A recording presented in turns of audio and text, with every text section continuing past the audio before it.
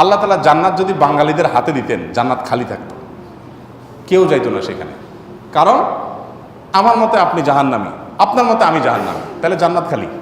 না জানে কারণ নামে হোমওয়ার্ক দেওয়া, ফেসবুকের এই যুগে এগুলো তো এখন ডাইলবাত হয়ে গেছে। যা খুশি তা যাত্রার ঘরে লিখে দিলাম, অমুক অমুকের দালাল।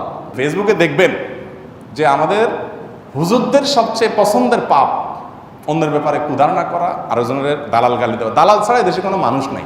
দায়িত্বশীল মানুষ না সে মুসলমান হতে পারে না ভালো। দায়িত্বশীল যে আমি আপনার সময় একটা মন্তব্য করবো, জেনে শুনে মন্তব্য করবো। হুট করে একটা মন্তব্য আসলো, ও উনি মনে হয় এই ধান্দায় করছে, ও তার মতলব মনে হয় এটা, ও আপনি কিভাবে জানলেন? হাল্লা শাকা কালবা, আপনি কি তার অন্তর কেটে দেখেছেন? মুসলমান কখনো এরকম দায়িত্ব জ্ঞানহীন হতে পারে না। ফেসবুকের কোনো প্রোপাগান্ডা মুসলমান কখনো গা বাসাতে পারে না। জেনে শুনে মন্তব্য করতে হবে। আল্লাহ তাআলা আমাদেরকে সহনশীল হওয়ার তৌফিক দান করুন।